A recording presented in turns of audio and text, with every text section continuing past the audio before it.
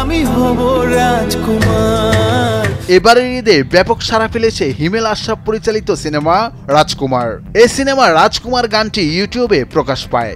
প্রকাশের পর থেকেই দর্শক শ্রোতারা পছন্দ করেন গানটি। দ্রুত সময়ে গানটি চলে আসে ইউটিউবের ট্রেন্ডিং লিস্টে। ঈদের 10 দিন পার হয়ে গেলেও এখনো ইউটিউবে রাজত্ব করছে রাজকুমার গানটি। আকাশ সেনের সুরে বালাম ও কোনালের গানটি লিখেছেন আসিফ ইকবাল। গীতিকার হিসেবে নামটি অপরিচিত হলেও তার করা গানগুলো এখন মানুষের মুখে মুখে।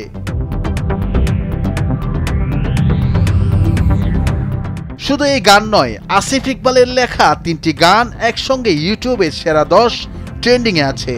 যিনি মূলত গত বছর থেকে সমৃদ্ধ সঙ্গীত ক্যারিয়ারের দ্বিতীয় ইনিংস শুরু করেছেন সিনেমার মাধ্যমে। যদি লক্ষ্য থাকে অটুট, বিশ্বাস হৃদয়ে হবেই হবে দেখা, দেখা হবে বিজয়ে, রিয়েলিটি শো এর জন্য সারা জাগানো গানটি এই আসিফ ইকবালেরই লেখা।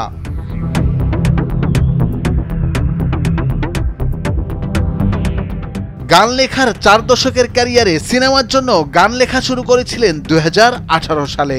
ঢাকা অ্যাটাক, ভয়ঙ্কর সুন্দর, ইউটার্ন ও যদি একদিন, এছাড়া শাকিব খানের প্রিয়তমা সিনেমার জন্য লিখে তিনি আলোচনায় আসেন।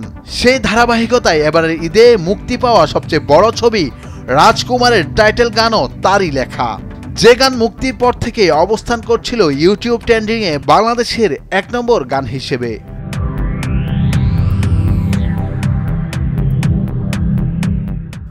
এপ্রিল ইউটিউব ট্রেন্ডিং এর তালিকায় দেখা গেছে আসিফ ইকবালের লেখা আরো 2টি গান অবস্থান করছে সেরা 10টি গানের মধ্যে। এর মধ্যে 7 নম্বরে রয়েছে ইমরান ও তিশার গাওয়া স্বাধীন গানচিত্র ভালোবাসি বলে যাও গানটি, যা এই ঈদে প্রকাশ করা হয়েছে ইমরানের নিজের ইউটিউব চ্যানেলে। আর ট্রেন্ডিং এ 9 নম্বর তালিকায় অবস্থান করছে গত বছরের সুপারহিট গান ও প্রিয়তমা। তোমাকে জানিয়ে দিলাম ও প্রিয়তমা। গত বছর মুক্তি পাওয়া হিমেল আশরাফের সিনেমা প্রিয়তমার হিট গান ও প্রিয়তমা। আসিফ ইকবালের লেখা বালাম ও কোনালের জুটির এই গান মুক্তির পরই সাড়া ফেলেছিল। প্রায় 1 বছর পরও গানটি ট্রেন্ডিংয়ে সেরা 10-এ থাকা নিঃসন্দেহে বড় ঘটনা। 4 দশকে আসিফ ইকবাল লিখেছেন 5 শতাধিক গান, যার প্রায় সবকটি সিনেমার বাইরে, বেতার, টেলিভিশন আর অডিওতে। তার লেখা প্রথম গান প্রকাশিত হয় 1984 সালের বিটিভিতে। সৈয়দ মনসুরের সুরে বন্ধন শিল্পী গোষ্ঠীর জন্য লেখা সেই গানের নাম অনেক তো বলেছি।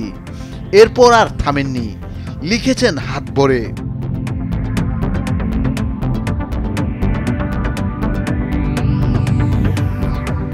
নুরুল আফসার, নিউজ ডেস্ক, ভোরের কাগজ।